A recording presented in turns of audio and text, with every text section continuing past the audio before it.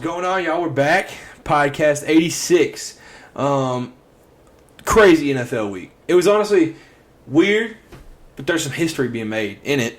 And then college football this past week, like we said, man, the most ranked matchups in a week, and it filled the role. It was phenomenal. Great week of college football, and a great week coming up as Tennessee tries to get their lick back.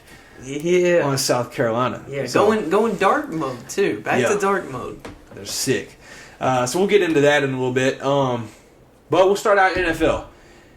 It's been all over social media, all over ESPN. The Dolphins did ungodly things. Yeah. To the Broncos. Yeah. The Broncos country, you're not riding. Yeah. Actually, no, the Dolphins took y'all for a ride. Yeah.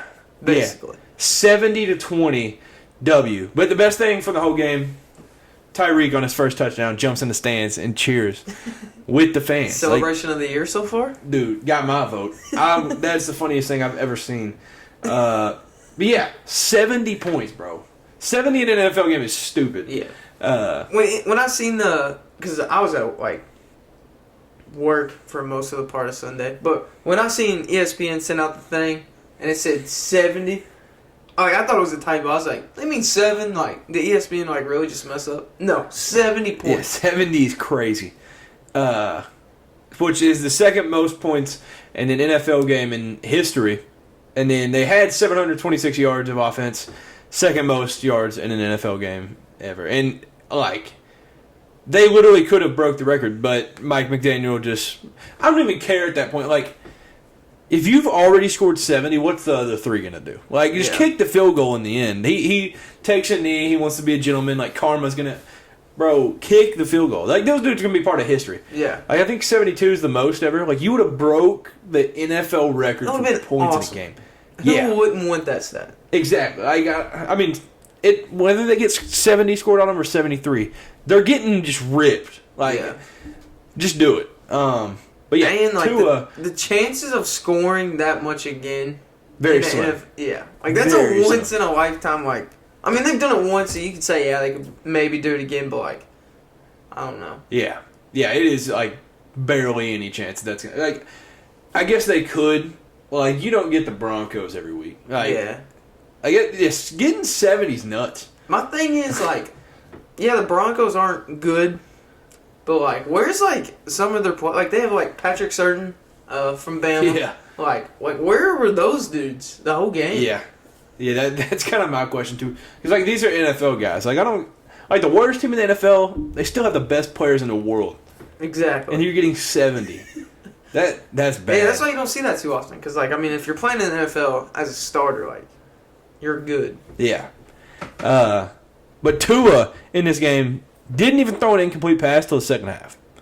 That's just crazy. That's literally video game. That's tough to do in a video game. You're at some point they'll just drop it or something. I wonder what quarterback or when the last time that happened. Dude, I don't even know. That's just nuts. And it's not even check downs. He's throwing for 300 and a half. Yeah. Gosh, dude. But after that game, for good reason, he now leads the race for MVP. So that being said, that's crazy because most people, last year and the year before, whatever, hated Tua's guts. They said he was the worst quarterback in the league. Yeah. Yeah, I don't know why Tua got so much hate. It was so random. Tua's just that dude. He really is. But yeah, dude, honestly, if he stays healthy, that's dangerous. This is scary. He's throwing for $1 billion a game right now. They're scoring the most points I've ever seen an NFL team score. So being first in NFL, an MVP isn't surprising. Yeah. It feels like yesterday there was memes of Tua. There's wide open receiver. Yeah, and it's not even close. But hey, and I think part of that is that thing that our brain has, where if a lefty makes a mistake, it just looks it just looks horrible, way worse than if a right hand. Because if you somebody flipped it to where Josh Allen made the same type of throw right-handed, but they flipped it to where he looked lefty. Camera, and yeah. That's bad. Yeah, that was just bad. Looked terrible. Yeah, it is weird, but But when they make a good play, lefties look nice. Yeah, lefties do look nice when they throw a dime.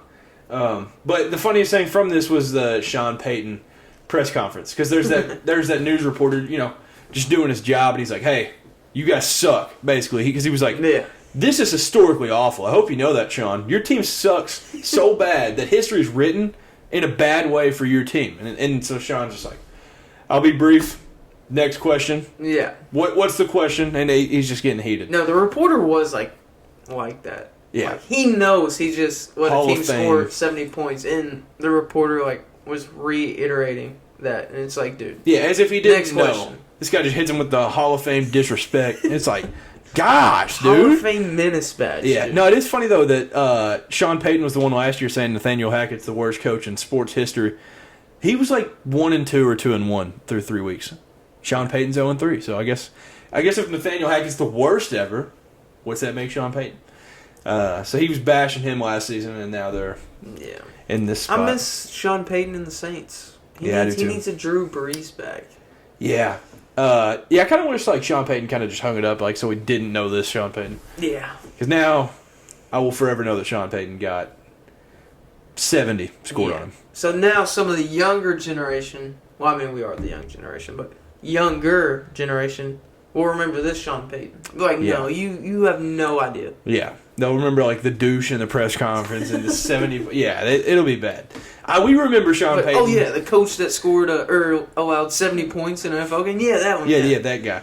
Yeah, we'll remember him for, the Kenny Chesney video where he's just the high school coach. And then he's the Super Bowl winning head coach. So, like, yeah, it's just sad to see this Sean Payton. But, so keeping it like AFC East, going from Dolphins, Patriots versus Jets. Patriots win 15-10. Weird score. Yeah, weird score. But Patriots' 15th straight win over the Jets, tying their franchise record that they have where they beat the Bills from 2003 to 2011. I think the Jets' last one was like 2015 or 16 against the Patriots. That's nuts. You're just getting owned. So, like, when do you think it comes to an end? Because, like, with Aaron Rodgers, you got to think, like, they were like, oh, it'll end this season. Like, they won't have the record. Yeah, every Jets fan was thinking that. Yeah. And I don't know when they play again, because they'll obviously have to play again this season. I mean, I'll be tuned in just to see the record for them. I mean, I think there's some record of, like, the Dolphins over, like, the Bills for, like, 9 years or something. Wild. Yeah, it's sad, but I didn't know there was, like, that big of streaks in the NFL, to be honest. I know, just getting owned. Yeah. Yeah, Big Ben had something like that over, like, the Browns. I think he might have had, like, a loss sprinkled in, but he was, like, 21-2 all time against them or something, like, just nuts. That's crazy. Yeah, he's got some crazy record against them. But so with the Jets having the streak, they go to the signing block and they're like, all right, we got to find somebody, and they signed the Northwestern legend Trevor Siemian.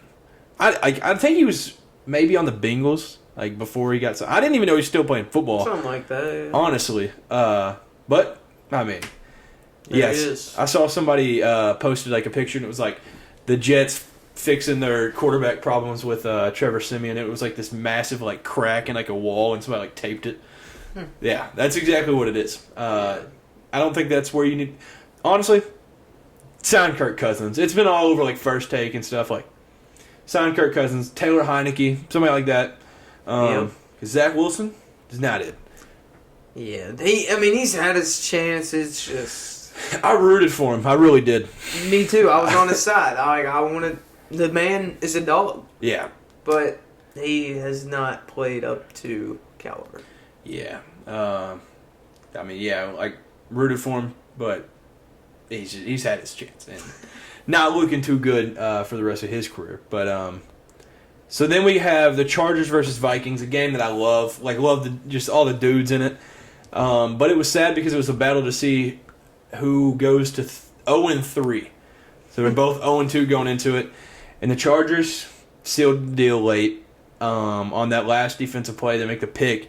But it was funny. Kirk Cousins said that in an interview, like after the game, he was like, "I couldn't even hear the coach. Like I guess the mic or something in his helmet, like he couldn't hear the play call." Oof. That's an issue. That might cause an interception. Like if you just don't know the play. So yeah, that might be something. So I don't even know like if he didn't hear the play call. I guess he just said a play to the receivers and like maybe Kevin O'Connell's like, what is happening? But yeah, dude, I have no idea. Like that's down bad. That's an issue. So yeah, the Vikings are 0-3 after being they were like 12-5, like 13-4 last year. Crazy. They literally won the NFC North last year, and now they're 0-3. But yeah, it's sad because like last year their thing was like they won all those close games, and now they just lose them all. Like they've lost 3 straight close games this year. So yeah, it's that's just crazy to me. With like not one of, maybe the best wide receiver in the league, and you're 0-3. Yeah, and dude, okay, it's so weird because Kirk Cousins is on pace to have like just records shattered. Like he's supposed to he's on pace right now to just go nuts. And Justin Jefferson's on pace to break his own record and just shatter history. And they're 0-3. Like, it makes no sense. Like, I don't understand it. Like, those two dudes alone are nuts. Yeah, I used to hate on Kirk Cousins. Like, I used to not be able to stand this guy. I don't know, there was just something about him. Like, I just did not like Kirk Cousins. But these two guys together, nice. Crazy. Yeah. Yeah, I didn't care. I didn't care either way. Like, I didn't like him or dislike him. But ever since I watched that quarterback documentary on Netflix, fell in love with bro. He's just awesome. Mr. Cole's Cash, just the GOAT. Yeah, just a family guy. Yeah, no. He's literally just a dad. Yeah. He's just dad mode 24/7. Like, I bet he, like, calls some of the players, like, buddy. He's like, hey, good job, buddy. Like, that's just Kurt. That's just who he is. Next, the Saints-Packers. So this was one of those games where I was like, I think the Packers might have been a 1.5 point favorite or something. And so I was like, young quarterback, Derek Carr going in there. I was like, the Saints might get it done in Lambeau. They're up 17-0 in the fourth to start the fourth. And so it's like, all right, well, this one's wraps. But they were without Derek Carr because he had a shoulder injury. So the GOAT, Jameis Winston comes in. You think he's going to save the day, man. It's literally the GOAT. But then the Packers score 18 unanswered, so it's not a good look for Jameis. And then the Saints had a field goal with 1:05 left and missed it. I can't even remember their kicker's name, but he's ruining Jameis's legacy. Like, I'm mad. Is it still Will Lutz? It might be. I don't know. Yeah, I know that used to be the Saints kicker, but yeah, I'm pretty sure it's still him. All right, I'm about to see. Yeah. Jameis Winston, like, he's just a dude. He could be dead serious. Hall of Fame dude. He's just hilarious.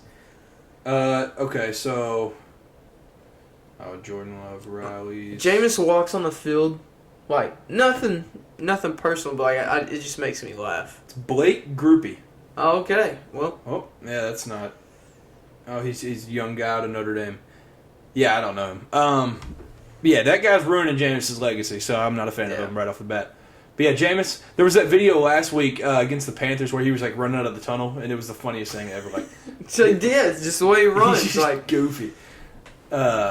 He's the GOAT. A team needs to sign that man and just let him ball. Like the Bears, like you can't be worse. Like just sign Jameis, man. Jameis on the Bears. I want to see Jameis play Chicago. Some ball. I mean, he's the only 30 touchdown, 30 pick guy ever. Like you don't do that. You don't lead the league in picks and touchdowns. Like only the GOAT does that. Jameis, he needs the primetime slots. Got to see that man play some ball. Yeah. And then the Bills. So the Commanders were 2-0. So it was like, all right, this is the story. Sam Howell, is he that dude? And then he throws 4 picks. Yeah. But consistency, he threw 1 in each quarter. It's like, all right, hey, he's still that dude. But the Bills abused him. Bills went into the Commanders stadium and beat them 37-3. Yeah, the Bills are pretty solid. Yeah, they're a good team. That's like where it was like, oh, are the Bills even legit after losing to the Jets without Aaron Rodgers? And it's like, okay, yep. Here they are. Yep. That'll do it. So the Texans get their first W of the year versus the Jaguars. 37-17, a blowout. Yeah. But the coolest thing. My favorite play of this whole game. Andrew Beck, man. If y'all don't know him, he's about 255? Yeah, 260? Something around there. Fullbacks are back in the NFL. They're making a comeback. This was a W for all fullbacks in the NFL. Just a football fan. Like, you love to just see this. Yeah, like this was just awesome. So it was a kick return. They kick it. He catches it. He doesn't let the back guy. I don't know who's back there for the Texans. I'm not sure, but He tries to catch it in front of him, or he does, but he bobbles it, picks it up, runs around the right side, and runs back a kickoff return, and he was moving. Yeah, absolutely moving. You know, it's like a freight train too. Like if somebody got in his way, it was like, oh, that's wraps. Yeah, but I mean, he was like, so he was moving, making moves, it was crazy. There is no reason a fullback or a guy that size should move that fast. Like, yeah, that should be illegal. When I saw it, I was like, there is no way. Yeah. After even bobbling the catch. Yeah. And what was it? He's the heaviest player in NFL history. So, like, most weight ever to score a kick return of 50 yards or more. Yeah. So, history for Andrew Beck. Just legend. But speaking of the Texans, CJ Stroud, which this has kind of been under the radar. Like, this is something like I just kind of like went and looked for. And CJ Stroud's been going nuts. So in this game, he was 20 for 30, 280 yards, 2 touchdowns. But through 3 games, he has 121 pass attempts with no interceptions. That's the most in NFL history through first 3 career starts. So CJ Stroud is that guy? Maybe. Yeah, we were bashing him. Which I love CJ Stroud. But we were bashing him because he got like a 2 on that test of like the IQ. Yeah. He was like, oh yeah. I remember that. Suck. And then now, I mean, he's like, screw your test. I can ball. Dude, he got so much hate for that. He did. I mean, yeah, he did. They were like, he's going to be the worst quarterback. Because it was like all those big, it was like Bryce Young, Anthony Richardson, Will Levis, Hendon Hooker, they were all like top 5, whatever. And then it was like CJ Stroud, 4. It was like, wow. So you can't listen to everything, on paper. Yeah, you got to play ball. But Schefter tweeted this out after their game. Texans rookie QB CJ Stroud has 906 passing yards in his first 3 NFL starts and is the 3rd player in NFL history with at least 900 passing yards in his first 3 games, joining Cam Newton and Justin Herbert. Big names. That's a big good list group to be on. Join. More than the Patrick Mahomes guy. More than, I mean, anybody else in the league. Yeah, it's a wild stat.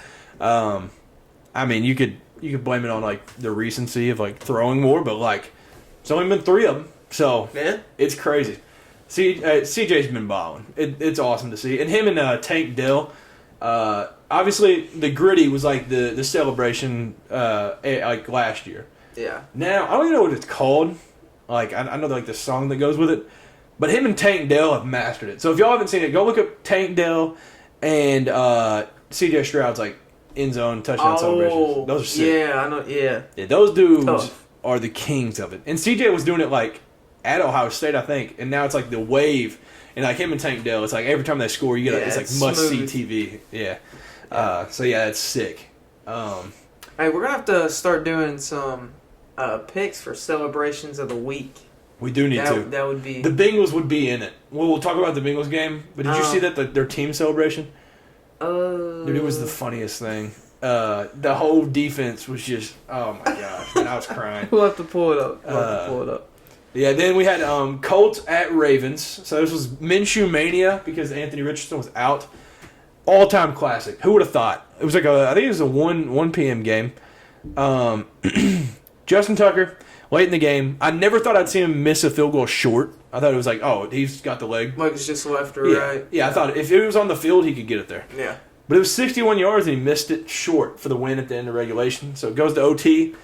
Defenses are nuts. So they go, and they're like moving the ball, and they each get to like the 50, and it's like, all right, defenses like lean up in their chair, and they're like, all right, let's lock in. And so they hold them, and each team like punted. So I think Colts got it first, punt. Then the Ravens got it, punt. Colts go down. Matt Gay nails a 54-yard field goal for the win. For the win. Yeah. So he's the first kicker to ever have 4 50-plus yard field goals in a game. Yeah. So all-time performance from Matt Gay. And I don't even remember who the announcer was, but he was like, this is the greatest kicking performance I'll ever see. Like, you would have thought he was like his dad. He was like, I've never seen anything like what Matt Gay has brought us today. It was hilarious. But yeah, he was 5 for 5 in that, and it felt like if they were just like, if they moved it like just to like 1 first down, like, all right, well, field goal range. Yeah. So yeah, Matt Gay, what a legend. Yeah, the punt that the Ravens did in overtime, in my opinion, kick the field goal again. Put your trust Honestly. in Justin Tucker. He missed the first one. It's Justin Tucker though. Like he is the kicker that's known for like. What didn't he kick like a 60? Yeah, it's like 64. Something like that. Like I would give him another shot. You're in overtime. Like it's whoever scores. Take like. Yeah. I don't know. Yeah, I would have put my trust in Justin Tucker. Because they had that throw across the middle. I don't remember if it was like Mark Andrews or something late, and it was like, oh, they're at the 50, like, well, field goal range. Yep. And, I mean, I think they ended up getting like the 45, too, so it was even closer. And I don't know. I don't know what. It would have been like thinking. another like 60-yarder, but I'm like, dude, it's Justin Tucker. Yeah. Like, you just got to trust him. You just got to send it. It's it's Justin Tucker. Especially with it being overtime, because the overtime rules in the NFL are still stupid. Yeah, bad. But really bad. It's and they won't change it. Why won't they change it? Yeah, change it for the fans, bro. And I hate that in college now, it's the 2-point conversions after the second one. I don't like that. I wish they... So there's no more, like, 8 overtimes? Yeah. Because, I mean, it's really just... Everything relies on one play. Like, all the games end in, like, 3 or 4. Yeah. At the latest. But the last good one we got was that one Joe Burrow's junior year before the Heisman season when they played at A&M. And the final was, like, 74-72. And, like, 8 overtimes. Yeah, that one That rocked. was awesome. That one was so sick. Yeah. Then we had the Emmitt Smith game. The Cowboys go to Scottsdale and take the first loss of the season. First loss of the season, and I don't even know how I should say this. What a better way or worse way to take your first loss?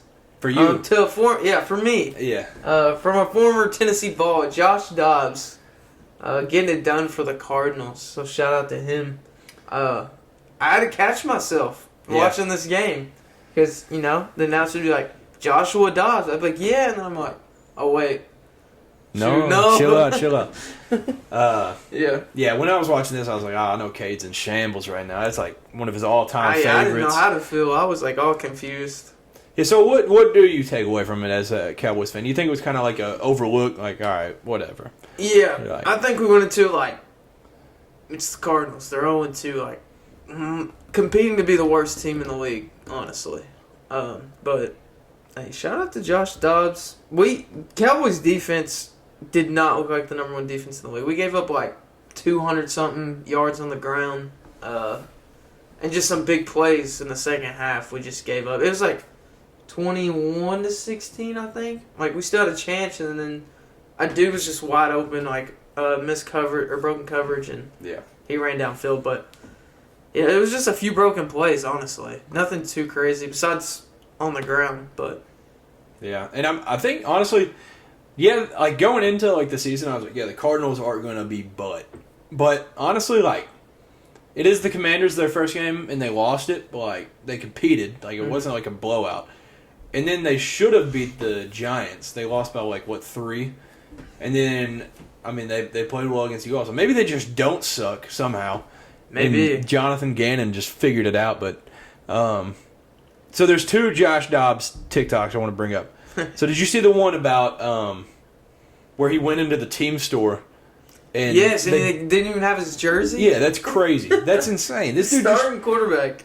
Yeah, that's wild. He was bound for, like, his family or his like cousin a friend or something. Yeah, I don't know. But yeah, dude, that's wild. I can't imagine how you don't have your starting quarterback's jersey. But and then the other one was the Micah Parsons. Like, I guess it was before the game. The clip where he was like, "I'm gonna put him on a bulletin board, throw darts at him all game." And then Josh Dobbs takes video of him just dodging, and he's like, "Go Cars!" Like, yeah, Josh going Dobbs. back and forth. What side would I take during that? I don't know. Yeah. Now, I probably have to take Micah's side for real. Yeah. Mike is that dude, man. Yeah. Mike is so tough. He kind of is talking a mess, though. Yeah. Like, this season. He like, is, with this, bro. The Tyreek Hill thing. Yes. Bro, that's crazy. He said, if you come towards me, I'm going to send you to the sideline or something. I was like, yeah, wow. it's on, he does it on, I don't know if he's, like, streaming or, like, his own podcast, whatever it's called, but, like, Mike is just going crazy. Yeah, he just wants all smoke this season. I mean, he did call the shots before. He was like, "Hey, I'm winning MVP." So he did. He's playing confident, which is good, honestly. Yeah, it's definitely a good thing. But man, like Micah's just so good at football. He is like just all around like just a great. Yeah, dude, he's literally player. cheating. Like, you can't even like create a player that good on Madden. Like, you have to play as him, and he'll still be better than your created player. Like, it's unreal. Yeah. Another takeaway from that game, one last thing is, but guys, I was watching. CeeDee Lamb didn't have a catch until like late in the game. I noticed that. Yeah, I was like, I noticed that. Like, I mean, even the Giants game, it didn't matter because y'all just beat the brakes off of them. But like, I noticed like y'all went to CeeDee Lamb like early and then just like stopped. Yeah. Or something like. Yeah, if you remember, something. Was it last year? It might have been last year, like mid-season. Remember we saw CeeDee Lamb like getting like frustrated? Yeah. Dude, that's what we cannot have happen. Yeah, no, CeeDee's nice. Like, Feed the man. I feel like he's gonna. I don't know. Honestly, I don't want to say nothing, but the way that Mike McDaniels uses Tyreek, like obviously he's faster than CD, but like McCarthy needs to just do something like that. Like just dial it up in motion. Just get somehow, just figure out how to get CD the ball because like he'll make a play. Well, some games we do that, and then there's like some games that CD for Lamb no reason. we just don't get him the ball. I'm like, what are we doing? Yeah, I mean that's a like amazing receiver. You just got to get him the ball somehow. Yeah. The Bears go to Kansas City. Honestly, this is probably a trip that like half those dudes didn't even want to make. They're like, all right, why are we? They're 0-2, worst team. They're just a clown show. And Big Cat had said the Bears have turned into the team that you say you bring your girlfriend to because you know you're gonna ball out and win. So yeah, that's the state of the Bears. Chiefs won 41-10 in that one. So are the Bears the worst team in the NFL?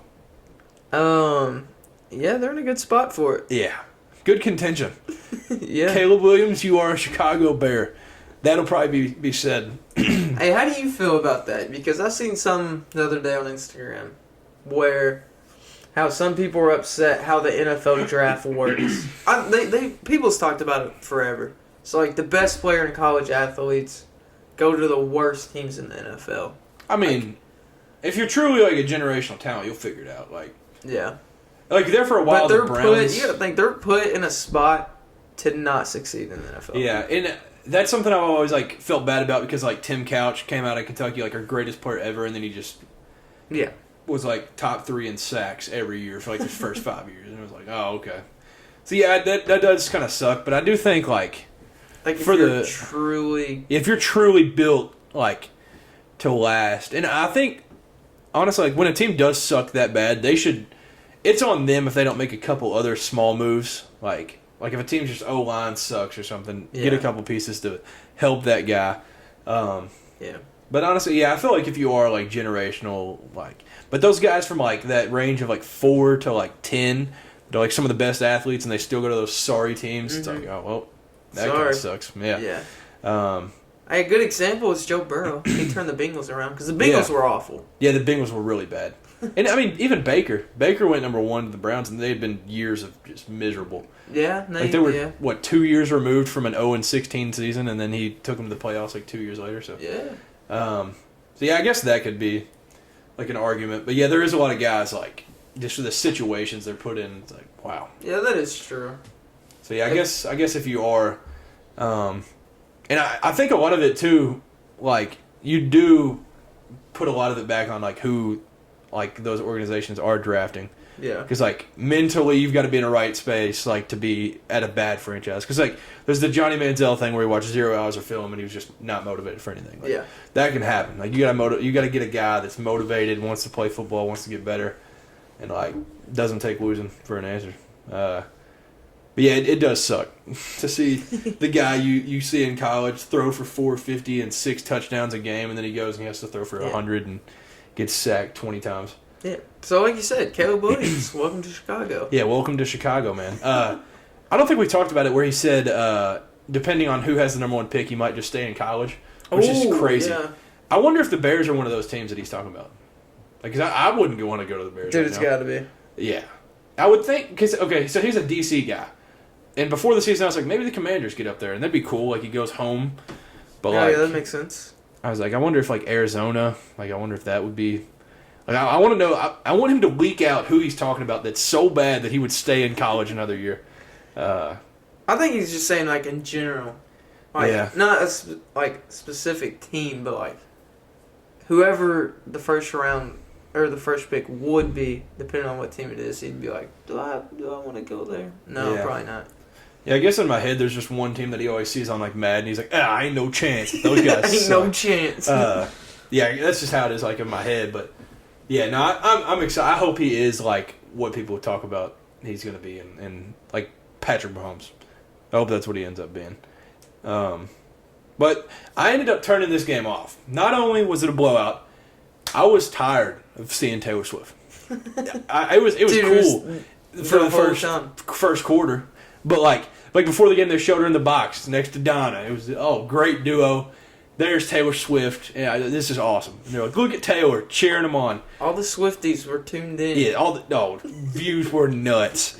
But yeah, then it gets to like second, third quarter. Taylor's just dropping F-bombs, and she's just like, dude, I want to watch football. Like, and then that announcer, like, he knew what he was doing. He was like, Travis Kelce finds a blank space, touchdown. Like, all right, funny guy. But yeah, no. Then that video of like Travis and Taylor walking out after the game. Oh yeah. Yeah, it was. I mean, it was all over. But yeah, now the Swifties were locked in. The funniest thing was I saw on Twitter. I think it was Kirk Goldsberry. I think he tweeted at it. There's like a website that's breaking down football so that Swifties can learn it. So they're like, so it's like a picture of like a football field. It's like, hey, all those big numbers. It's every 10 yards. So like every time you get those, you get a fresh new 3-4 plays to like. They were just going over all of it, and so the headline was like, each 10 yards you get a new start for 4 plays or whatever. And then Kirk Goldsberry was like, do the Bears know this? So it was a funny little shot at him. But Travis Kelce is banking it back off of. I mean, okay, my thought was, so Travis Kelce, I think he got in the league in like 2013, 14, somewhere around there. Taylor Swift blew up in like, 04, 05, 06. So like, when he was in high school, Taylor Swift was probably like in the newspaper, on the TV. And like, I bet if you go back to that, Travis, you're like, hey, you're going to date that girl. That's probably nuts. You'd probably be like, no way. Yeah, I never thought of it from like that perspective because she's like just so famous. I just don't think about it. How old is Taylor Swift? I don't even know. But like, she's been just insanely famous for a while. And then she like re-blew up like 2 years ago. So, True. She is 33. And Travis Kelce, 33. Okay, well, Oh, wow. that worked out. Yeah, Travis Kelce's jerseys had a 400% increase. It's all the Swifties, man. They took over. It is. This is a Swift effect. And I saw there was literally girls that I've never heard say a thing about football reposting the Chiefs score because they put a picture of Taylor Swift in the background. I was like, dude, there is no way. This is unreal. And he also gained 300,000 followers on social media. How many? 300,000? Yeah. Oh my gosh. It's unreal what the Swifties have done. It's an entire movement. The Swifties are crazy. The Swifties. The only thing is like they're like a mob. it's insane. Like they're dangerous. But I think what I have noticed from like Twitter and like all these different things, I think these Swifties, they need to slow down a little bit because I think they're acting like they're like Queen Taylor is like so big that Travis is just this like little guy. He's lucky to date her. Travis is that dude. He is. Travis is above Taylor. I'll go as far to say that. Travis is all-time top 3, undoubtedly tight end of all time. Yeah. Yeah, Travis is that guy. I did see like the funniest tweet over the weekend about that was somebody tweeted Travis Kelce shot his shot with Taylor Swift. All you boys need to stop taking hints from these other guys and follow after Travis and just shoot that shot and go after your crush. And then this guy retweeted and he said, with all due respect, sir, I'm not a top 3 tight end of all time. That's a good point. But the Eagles had a little, or the announcer during the Eagles game that we'll talk about mentioned the only Kelce and Swift duo we need DeAndre and Jason. Yeah. I'm all in for that duo.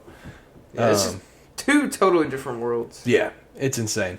But yeah, Taylor Swift is literally just taking over. Like I didn't know she was this famous. Like I knew she was up there, but like it's crazy. Yeah. Like these announcers, even Bill Belichick chimed in. He said Travis Kelce's had a lot of catches in his career, but this one might be his best one. Just everybody. Bill was probably the last guy I ever thought would even have something to say here. Yeah. I mean the videos went out of like Patrick Mahomes waving up to the booth. Like it's wild. She's literally taking over the world. Yeah.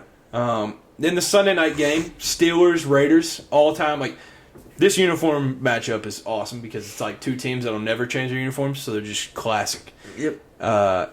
Ugly game. Steelers won 23-18.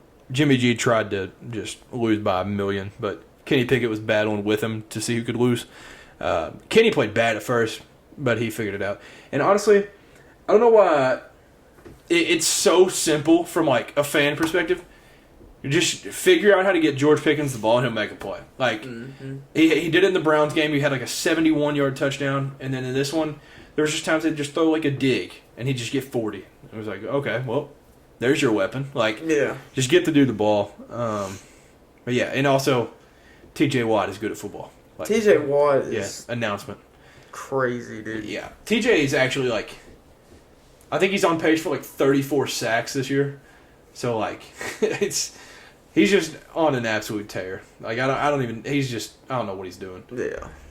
Then the Monday Night Football this week, we had Eagles, Bucks, and Bengals, Rams. So how do you feel about the two Monday Night Football games? Like, I'm not a big fan.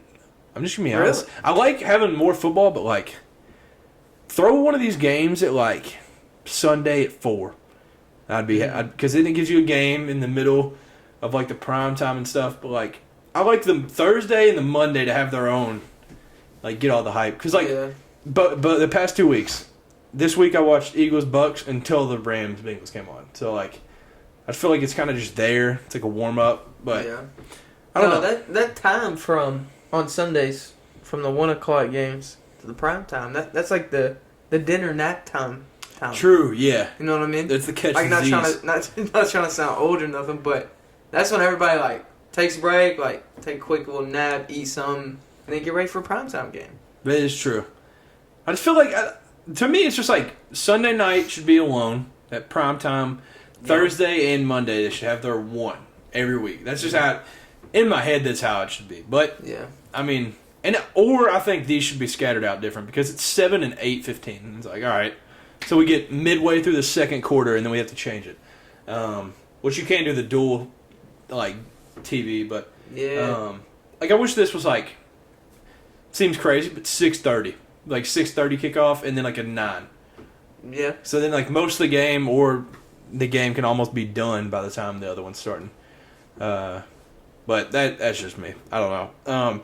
But for weird football scores, the Eagles-Bucks delivered. 25-11. Eagles dominated. That score doesn't even tell all of it. But Jalen Hurts, in his last 21 starts, 20-1. Great record. Pretty impressive. Yeah. Eagles had 472 yards of offense. But if you give points for a catch or a play, the Buccaneers deserved 35 points for Mike Evans' catch. That was the sickest. He literally caught it one-handed, floated on an entire human for a couple yards, and then just stood up and kept running. It's like, okay. All right. Okay. This dude, it's literally NFL Street. He's just playing that live. Like, it's wild. Mr. Consistency. There was a lot of great catches this past weekend really for was. NFL. I know, was it DJ Moore had a good catch? Chris Olave just has like a nuts catch like once a week. Like he had the one-handed this week. Yeah. Mike Williams had a good catch. Yeah. Josh Palmer had a good catch. Little tip drill. Yeah, there's just a tons of dudes just making catches. Yeah. All around the league.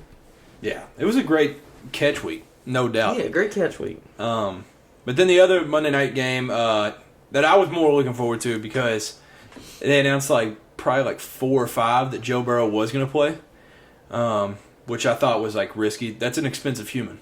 Very $275 million expensive in that leg that you're sitting there Yeah. throwing in front of Aaron Donald to just chew alive. But the Bengals wore the all whites, so it didn't. You could have thrown whoever you think the ugliest NFL player of all time is. You could have thrown him in those, and he would look beautiful. The all whites, and then they matched the end zones and the logos with it. Beautiful. Yeah. I love the all whites. Joe Burrow, like I said, he ended up playing. Not only playing, threw the ball 49 times. There you go. It's insane. A lot. I will say a lot in the first half were check downs. But like in the second half, there was times he was getting out of the pocket. It was like, this dude's good. So yeah, I mean, it was crazy. It was just like Dan Orlovsky was going crazy talking about him. He was like, this is such a brave, mature game from Joe Burrow, and I was like, wow, okay. But like, it was impressive. Like just going out there on basically one leg and doing that. It's like, oh, you're questionable.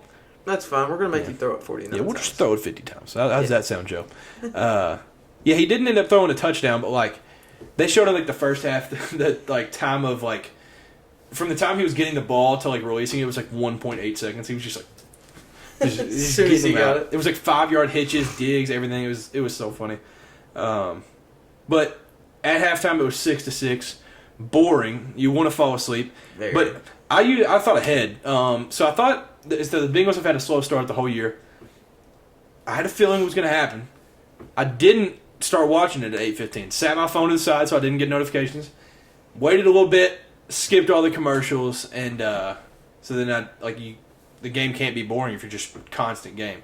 So like that was my genius thinking of like I'll just watch it till halftime where there's no and it was 6-6. So I was like, yeah, I mean it was probably a boring first half if I had to watch commercials. So yeah, I was glad that I did that. Came thinking ahead. Yeah, I was trying, man. W.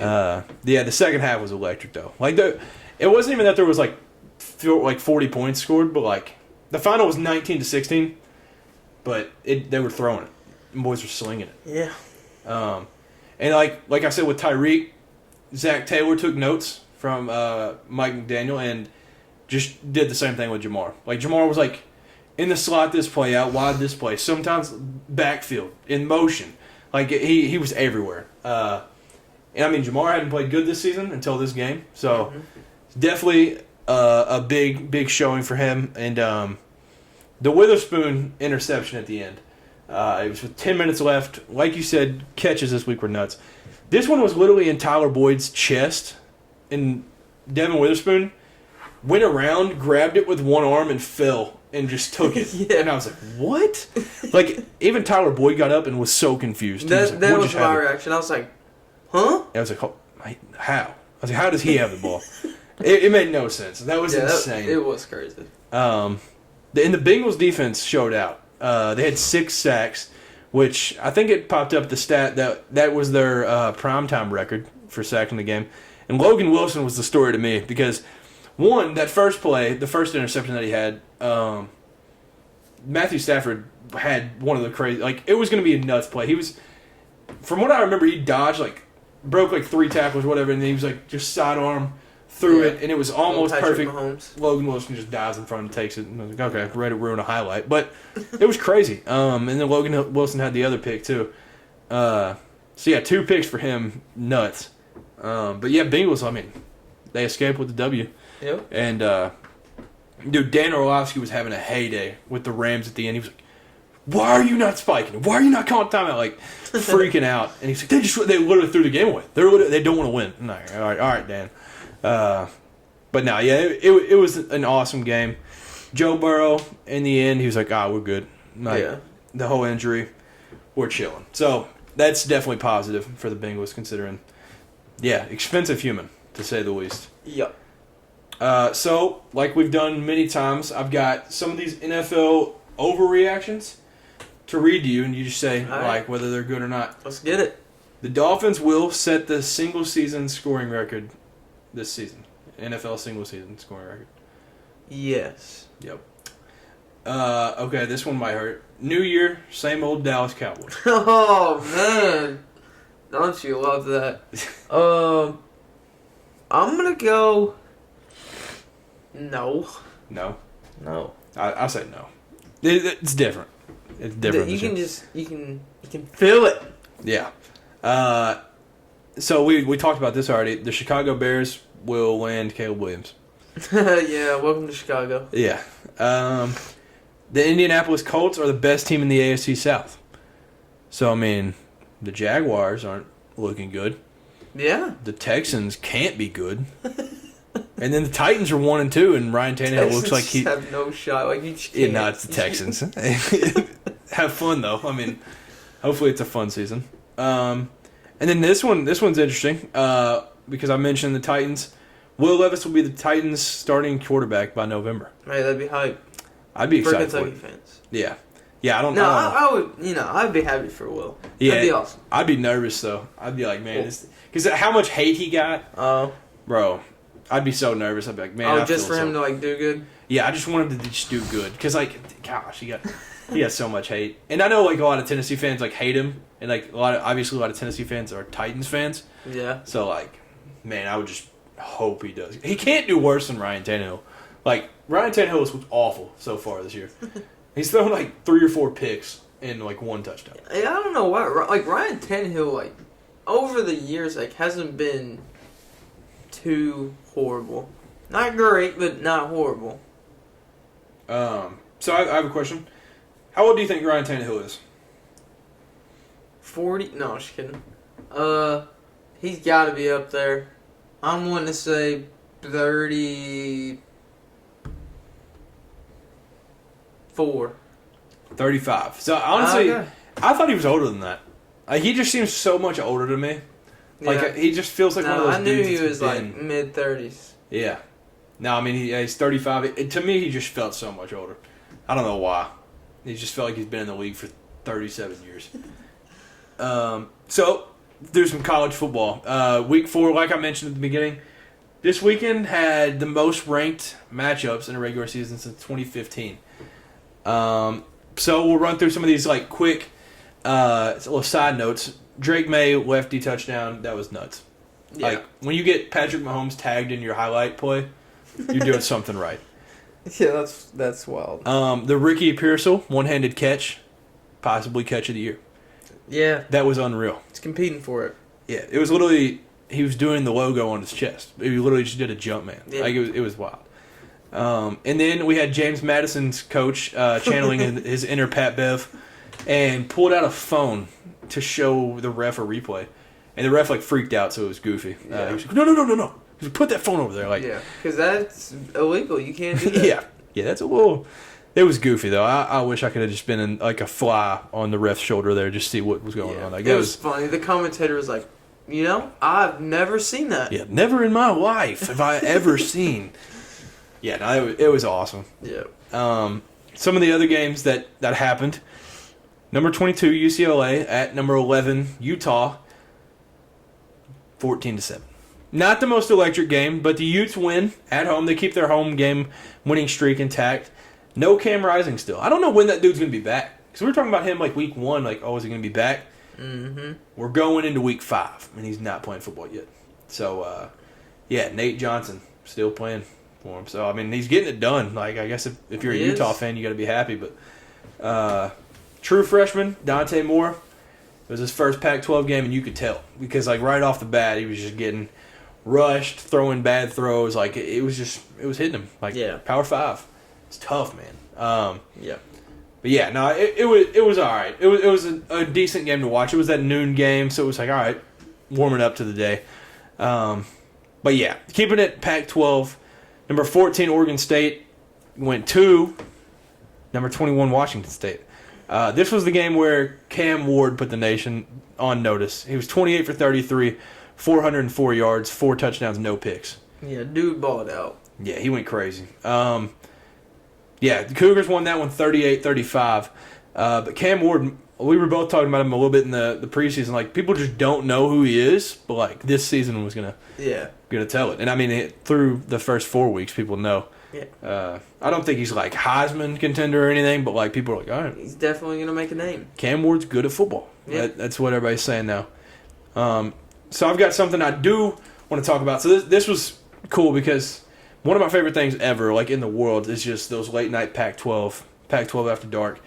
So the Washington Huskies kicked off at 10:30. So I've only watched like two two of their games so far before this week. And the Washington Huskies play Cal at 10:30. Same time as USC, so I had both of them pulled up. Is Washington the number one team in college football? What do you think? Kirk Street has them number one.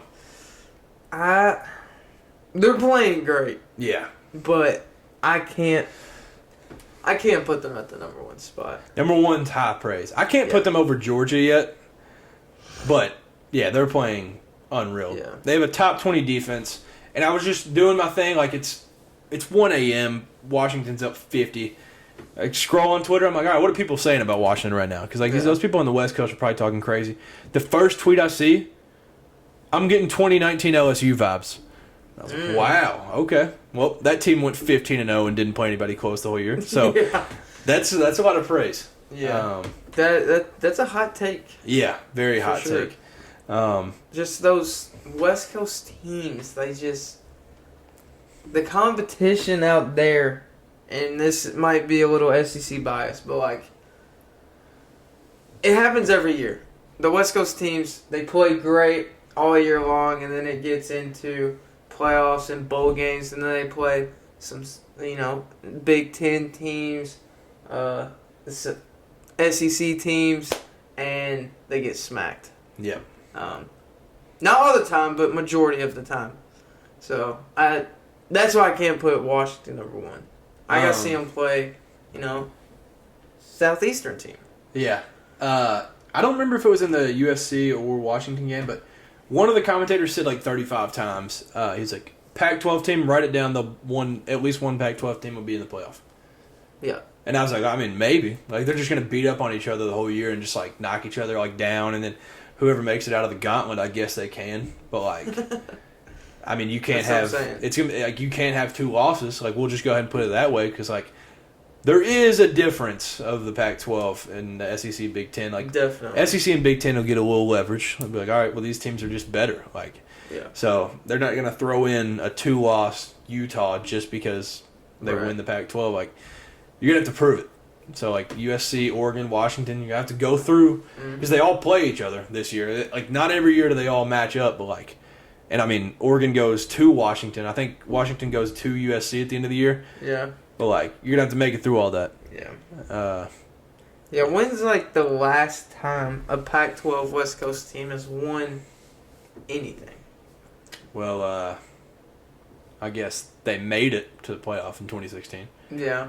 So they didn't win there. They got killed.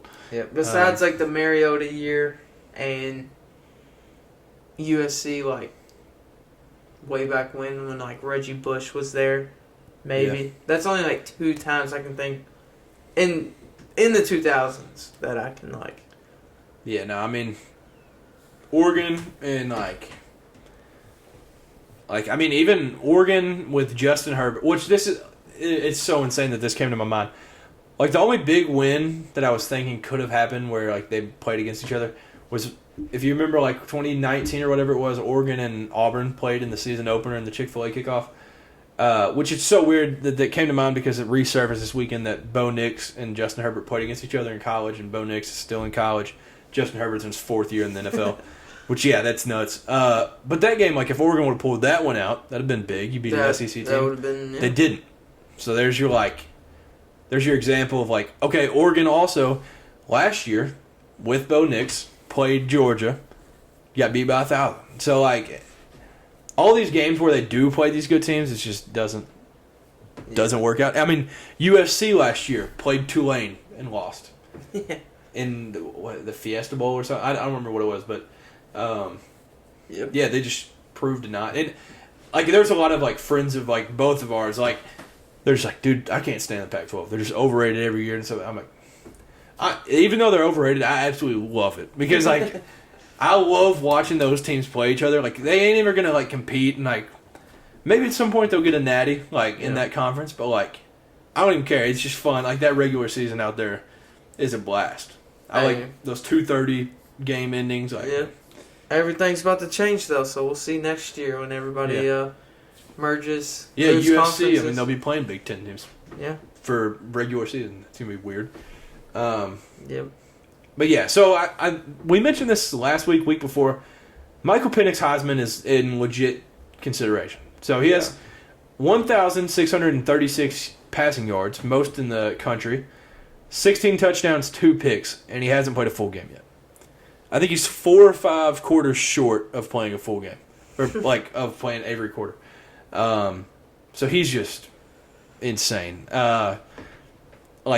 They literally started showing that guy like early third quarter, like with just his skull cap on and his pads off, and it was nuts.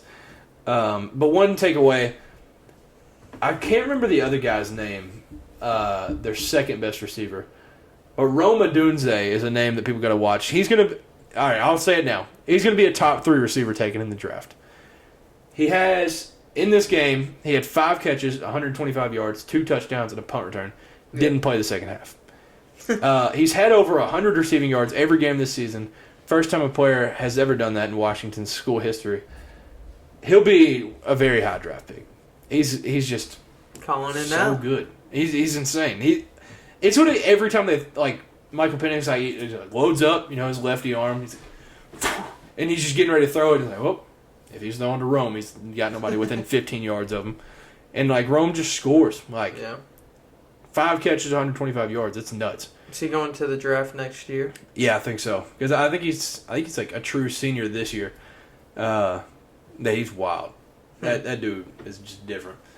And then for the Big Ten, Northwestern, through all the drama, beats Minnesota 37-34 in overtime.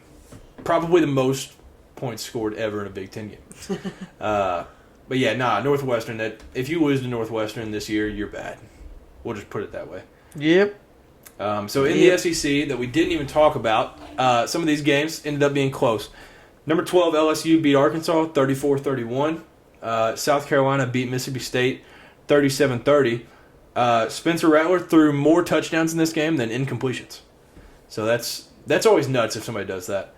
And then this one wasn't close, but Texas A&M beat Auburn. But the story of the game was Jimbo on the field during that fumble. What was he doing? I don't know. He was just posted too. Not even he didn't even look like he had a care in the world either. Where is this get back coach? Dude, they're literally hired for that. Head coach has a get back coach. Yeah, you just pull their shirt, get back. That dude's 5 yards onto the field. I don't know. That get back coach is gone. Oh yeah, fired, done. Yeah, if not hot seat for the get back coach. And he had no intention of even moving. No, during that, not a care. He was just posted. That was the funniest thing. Yeah, I've never seen that. It was on a fumble, right? Yeah, it was like a little fumble, and so I guess you can be like, well, he wasn't expecting it. Like, dude, he had time to move out of the way, and he was just even standing then, there. he shouldn't. It wasn't like he was barely a yard in the field. He was at the bottom of the numbers. Yeah, maybe. Yeah, he was at the. Yeah, I mean, there's been like all those people talk about was it Mike Tomlin one time was on the white and they'll go, oh, he's too close, and then Jimbo's literally 5 yards on the field. It was nuts. Yeah. That was insane. Jimbo's just being Jimbo. I think Jimbo was just so frustrated that he fumbled. He just didn't want to move. He was just staring through the soul of his running back. He was "Yep, that's it for you." He was probably just heated. And Jimbo's probably just I've been in college long enough. I ain't got to listen to y'all. Or he probably just thinks he's fine. I'm surprised it wasn't a flag. Yeah, it might have been. Sideline warning. I don't know. Because I had turned it off at that point. That game, I watched it early, and I was like, all right, Hugh Freeze and Jimbo Fisher. I can't watch too much of it. I started losing brain cells. Number 15, Ole Miss goes on the road to number 13, Alabama. Must-win game for Alabama. You can't. Yeah. If you're Nick Saban, you can't lose to Lane Kiffin there. After you've already had a loss to Texas, bad game versus USF, you got to win this one.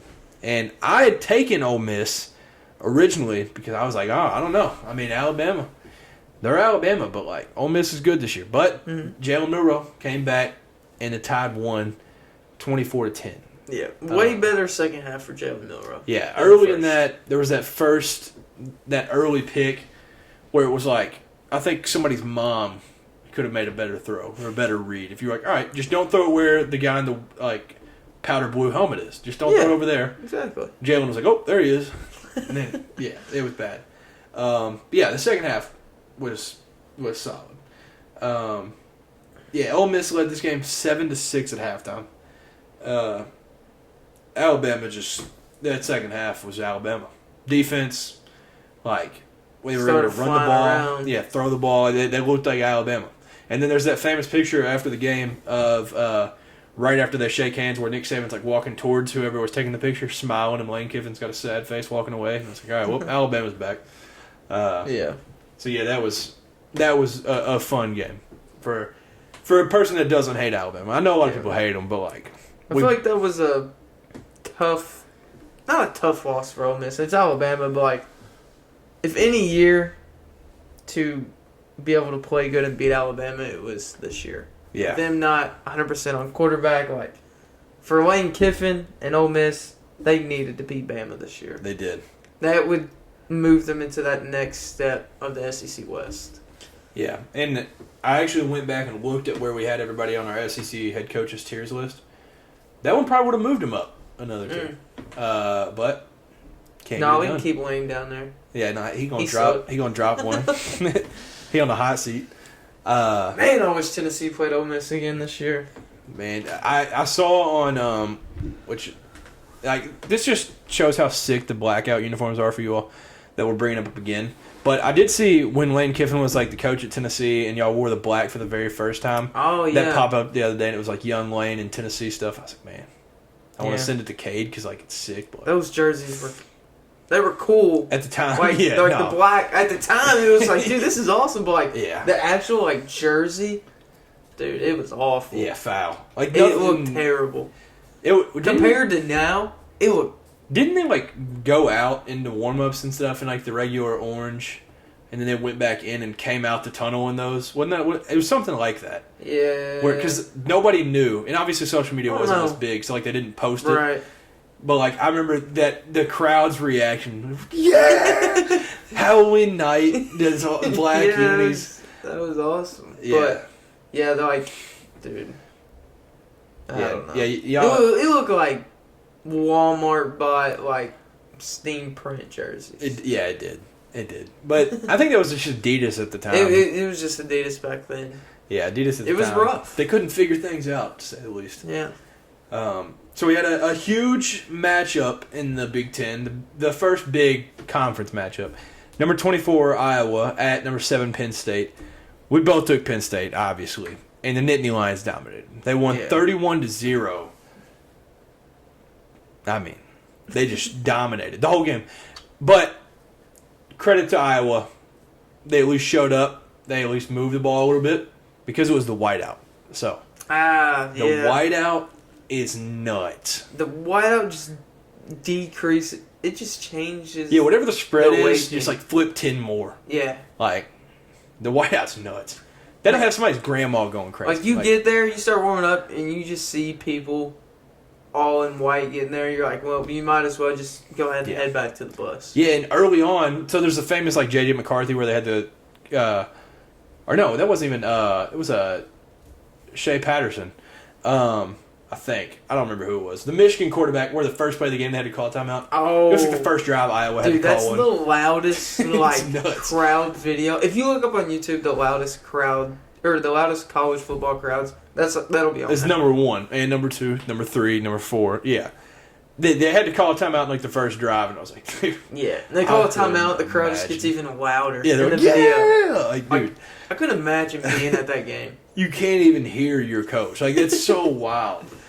Oh, my gosh. But, yeah, it was another game where Drew Allard doesn't even play the whole game. I can't even remember their backup's name, but, dude, he can run. He's a dog. Mm-hmm. But, yeah, Penn State just looks like a dominant team. And it was in the podcast that you weren't able to make it that week. I said Penn State has the best chance to compete, outside of the Michigan and Ohio State, has the best chance to win the Big Ten. And I said they were the second best team. Ohio State's good. But, yeah, Penn State's legit. They're a good football team. Number 19, Colorado, at Oregon.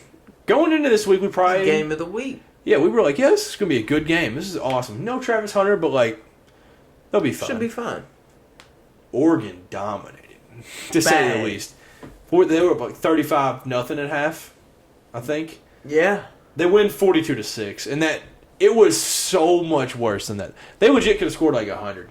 Oh, easily. Like Colorado, it was fun while it lasted. We'll just say that. The prime effect was not in effect. Yeah, he left that one in Boulder Saturday. Yeah, just off rip. Literally the first time Oregon touched the ball, I was like, yeah, that's some grown men. That's football. It literally just like the way that Oregon would like go out of their way to just truck a Colorado player. I was like, why is this so personal, dude? Yeah. Like, what is going? Like, Oregon just looked like grown men, and Colorado didn't, and it was just that was the story of like the first quarter. And I was like, well, that's a quick score, and then it was 3 and out. They would literally just pop up graphics, and it was like Oregon 374 yards, Colorado Yeah. 2, and it was like, what? Yeah. That's nuts. I was really impressed with just Oregon's defense in general. Yeah. And obviously Dan Lanning's their coach. You expect it. It was wild. 42-6. Oregon just looked so confident. They literally ran a fake punt in the second quarter. That's just nuts. Inside their own 30. So yeah, somebody peed in Dan Lanning's cereal that day because he was on one. So before the game, the famous speech. They're fighting for clicks. We're fighting for wins. Mm-hmm. This game ain't being played in Hollywood. It's being played on the field. Yeah, that was nuts. Vein popping out in the neck. Like, they're fired up. Yeah. And then at halftime, he said, we're not done yet. I hope all those people who've been watching every week are watching this week. That's cold. Yeah. He's a good motivational speaker. Yeah, like, he if he was just my knows- coach, I would get pumped up. Yeah, I'd probably run through a wall or two. Yeah. Yeah, Dan Lanning, just tough quotes. And Dion, after the game, most confident interviewer ever. He said, people aren't trying to beat our team. They're trying to beat me. They don't know I'm done playing. I got a gold jacket. I had a great career. And then he said, if we were playing them, Dion. he was like, if we were playing all their head coaches in football, we'd dominate. So, like, yeah, he's all-time confidence team. Yeah. Yeah, he's Is he wrong, though? No? No. I mean, no, he's 100% correct. But he's just so confident. It's awesome. Dion's just awesome. Yeah. You can literally just skip to any part of his like interviews, and you're like, "Yep, that's awesome." Yeah. I did see Paul Feinbaum was talking about this week. Do you think Dan Lanning should be the successor of Nick Saban when he leaves? It's something I've never thought about. I've always thought like, "Oh, who's going to take place of Nick Saban?" From how Dan Lanning has looked in his career as a head coach so far, it's like that might be a good call. Because Paul Feinbaum was like, you can't argue with me that he's not the best. He's only 37 too, so Pretty young. maybe he was on the 2015 coaching staff, which I'm pretty sure is the famous one with like Lane Kiffin, Mel Tucker, like Will Muschamp, Kirby Smart. Like, yeah, he was on that staff, so he's like a grad assistant on that one. But yeah, I guess to me, like I was like, oh yeah, Georgia defensive coordinator, then Oregon. Like, nah, he ain't Alabama, but makes a great case for it. But yeah, Bo Nix, I think it was at halftime where Dan Lanning was like, he's an elite quarterback, and I hope people are seeing that now. But this game broke the record. This game made him the only player in FBS history with at least 55 touchdowns at multiple schools. So that's an insane stat to have. He was 28 for 33 on passing in this game, 276 yards, 3 touchdowns, 1 pick, 1 rushing touchdown also. And Ty Thompson, the backup, came in like early. So, yeah, he also was able to sit a lot of this game, but cut his Heisman odds from 25-1 to 10-1. It's a big jump. Yeah. The Pac-12, like, they have literally the top 3 highest odds to win. That's crazy. It's insane. Last year, though, yeah, it sucks. Yeah. Next game, number 4, Florida State at Clemson. The Seminoles get it done, but it was an overtime. Barely. So it was scary. Clemson, great start. Got to be honest. Cade Klubnik looked good. But for some reason, Clemson's giving me PTSD every time I watch them from last year. They cannot score in the red zone. No. They can't. It makes no sense. But the Florida State sack where they end up, I think they tied it at 24. That Florida State sack, he literally just flew off the edge, sacked him, and picked it up and scored himself. Or no, I think it was he sacked him, ball flew out. Lineman tried to pick it up, flipped into the other guy's arms that sacked him, and then he ran it in. Like that's just an all-time highlight. That's like the greatest play you can think of. But the Clemson play calling at the end, when you have your home crowd booing you for a play call, it's pretty bad. It's pretty bad. You are so far down in the hole if that happens. So I think it was 3rd and 1, and Garrett Riley has the nerve to call a screen, which I feel like it doesn't work for anybody but like Alabama and like a dominant offensive team. Yeah. He calls a screen, gets blown up, 4th and 1. And I love Cade Klubnik, but he throws possibly the worst ball I've ever seen in my life. Like 10 yards behind whoever he was throwing it to. And I was like, that's nuts. Yeah, I've seen that. But, and Keon Coleman, we do need to announce that he's a dog because he had that overtime touchdown. He goes nuts every game. And we never talked about it. He literally wore an Apple Watch in their game against LSU. So that's just nuts anyways. That's just flexing. Yeah, that just like I'm just better than you. Yeah. But yeah, Florida State beat Clemson for the first time since 2014, and it was Clemson's first conference home loss since 2016. Wow, it's a wild stat. Lastly, the biggest game of the week: number 6 Ohio State at number 9 Notre Dame. I had taken Notre Dame, you took Ohio State, and you were right, but we were way off on points. Yeah. So we had thought it would be a high scoring, but both defenses showed out. So the Buckeyes won 17-14, and this game had 10.5 million viewers, on par with the 2023 NBA Finals. So nice. I'm sure that doesn't hurt Jokic. He's probably somewhere riding on a horse right now. But it's nuts. It was definitely a game to tune into because it was wild. This was late game situation. Everybody knows like by now. These dudes, the Irish, had 10 players on the field for the last 2 plays of the game. 10 players on the field. Bad coaching. Yeah, and this was the stupidest thing. I love Marcus Freeman to death. He literally said, "I didn't want to get a penalty." Because he said I didn't want to like do something and get a penalty, and it was like, okay, well they're on the 1.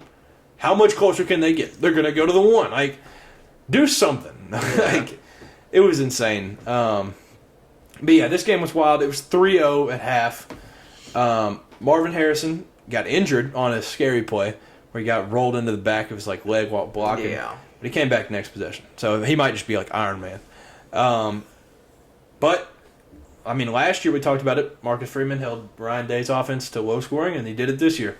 Notre Dame was winning 14-10, and got what I thought was the biggest stop of the season for them. Stopped Ohio State on 4th and inches inside the 15. So it was when they ran that jet sweep to Mecca Ibuka, and they blew it up. So I mean, they looked like that was going to do it, but then touchdown on the last play of the game. Ohio State, they ran it to the one spot where Notre Dame's missing a player. So, it was crazy.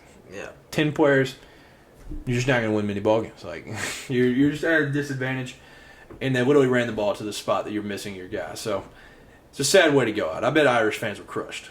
Yeah. They were so close. Because that would have been a big win for the Irish. Would have been a big step. Yeah. But I was sad because everybody knows, if you've tuned into this podcast for a while now, I'm a Sam Hartman fan. And the sad truth I saw on Twitter, Sam Hartman's played in college for like 5 or 6 years and still hasn't won a big game. So, yeah. I was hoping he would get over that hump. I didn't even want to bring it up last week that he just hasn't won these games. But, yeah, I was sad. And Lou Holtz, while he was on game day, not even talking a mess, not saying nothing too crazy. He was like, I don't think Ohio State's that tough of a team. I just don't think they're a hard-nosed team. I think Notre Dame wins this by 10 or by 14. Yeah. He should say that. He's a former Notre Dame coach. Nothing wrong with that. 86-year-old man just having fun on college game day. And Ryan Day, I hope you feel good for ripping out an 86-year-old man. Ryan Day's post-game interview got me fired up. I was like, dude, what did Lou Holtz even say? So I had to go back and listen to it to see. Ryan Day absolutely flamed the man. And he was so emotional in that. I was like, yeah, this is awesome. He was like, toughness. I love those guys. And then, I hate to say it, like, people clown on Ohio and stuff. He was like, it's Ohio against the world. It's always Ohio against the world. Yeah. That's pretty tough. He's Ryan Day is an Ohio State truther. Yeah. Like, truther. he just loves Ohio State. Yeah, through and through. But we'll say, in his in that interview where he was going crazy, he said, we had one bad half, and everybody wants to freak out. Lou Holtz, perfect response.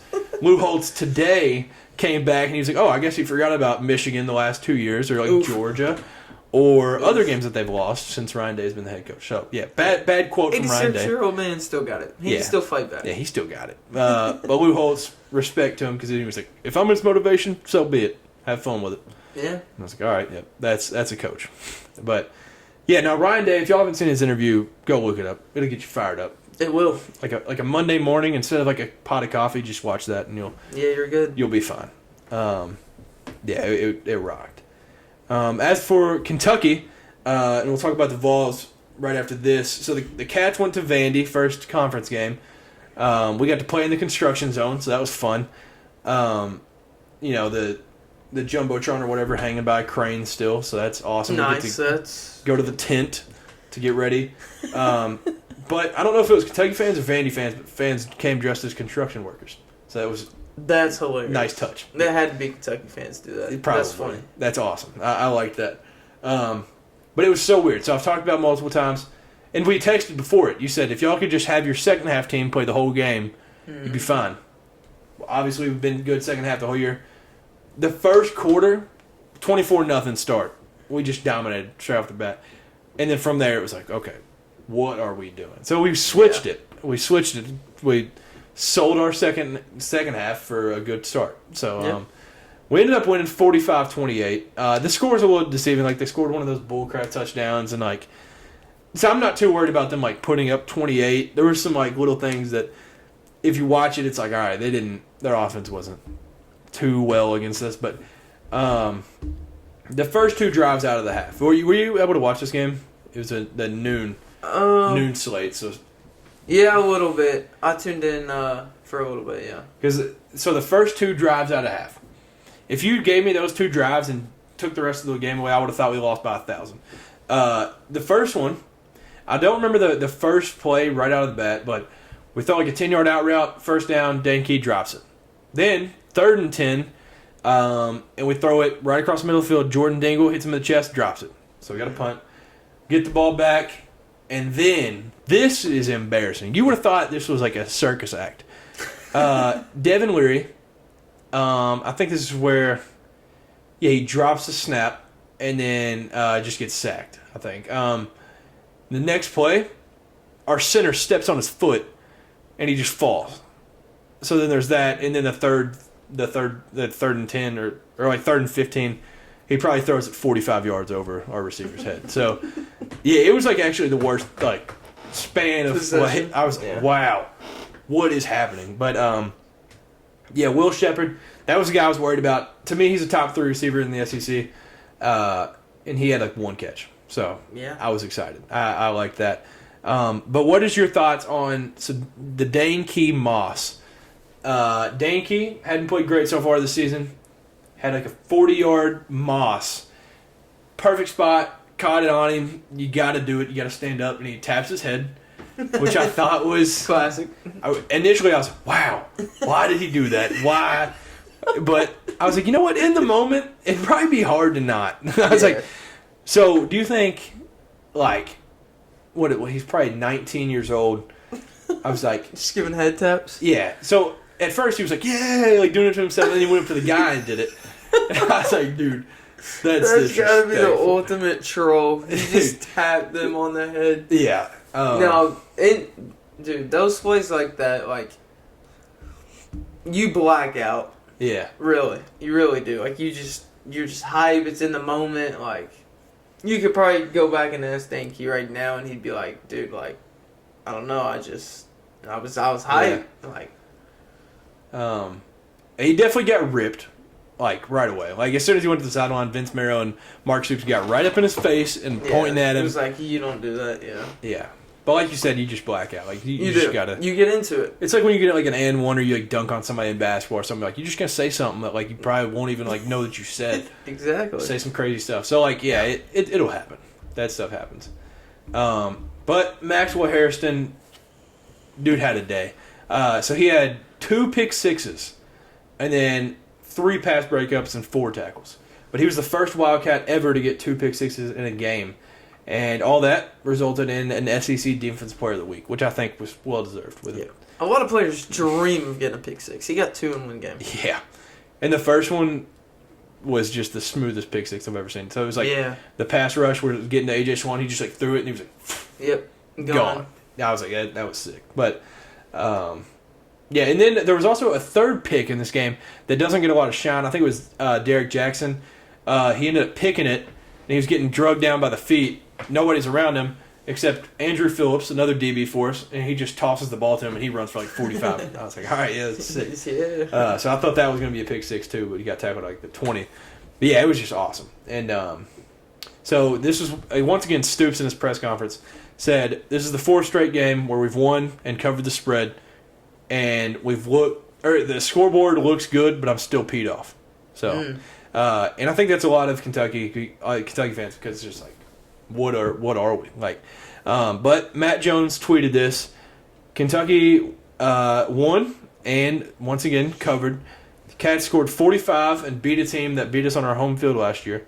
Feels frustrating, such an odd year so far, but still an SEC win, and 4-0 is 4-0. So that's kind of what I'm at right now. Win. And I'm like, you know what? Through all this stuff, like adversity and stuff, I'm like, all right, whatever. So yeah, I'm this week is very crucial. But with this win right here, for the first time since 1911, Kentucky has started the season 4-0 for the 3rd straight season. Stoops is doing numbers. Yeah, he'll get a statue at some point. But every year a new stat like this comes out. Like 4-0 is just nuts to me. Like we used to dream of 4 wins in a season, so starting 4-0 is so wild. Yeah, could potentially be 5-0. Y'all beat Florida. We could. And that, like I said, crucial. So we get Florida at home. Like I talked about, took my frustration out on the podcast about how much I hate it's a noon game. We don't play them at noon ever. Yeah, but we do this week. And to me, the season kind of relies on this game. Yes, we can still have a great year without beating Florida, but it just helps. Yeah. So I think it was... So Kentucky, through the first 4 games, had, I think, the second to easiest schedule in Power 5. Or maybe, like, in the country. So, like, absolute cakewalk through the first 4 weeks. But through the remainder of the schedule, I think it might be including this game, we have the 5th hardest in the country. So it's kind of like you got to get this one. Like, you got to get these, baby. Like, yeah, shout out to SEC. You got to get these, like, it's not Alabama. It's not Georgia. Gotta win. You got to get it. But Graham Mertz, like that Utah game, a lot of people overreacted. They're like, Graham Mertz sucks. Graham Mertz has played good all after that Utah game. He's been shocking this season. So he's got a 77.8% completion percentage. 1st in the SEC, 4th in the country. So he's just been balling. But the story is...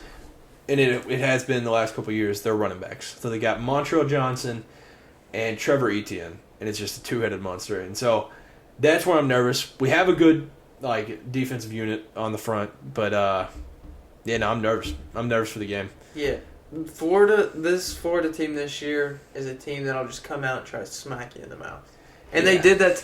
They did that to the Vols. Like we were just like stunned, like just running. Passing, Graham Mertz just rolling out, and then ETN just running right at us, running over us. Like, we were not ready for Florida at all. Yeah. And I'm glad they played an SEC team before, because if we were the first team, I mean, they've looked so good out of what we expected so little from like this year. Like, man, yeah, I truly believe like Tennessee is better than Florida, but yeah, we just like did you said, not it was play just our game at all, really. in the swamp too, swamp voodoo. Yeah. Terrible.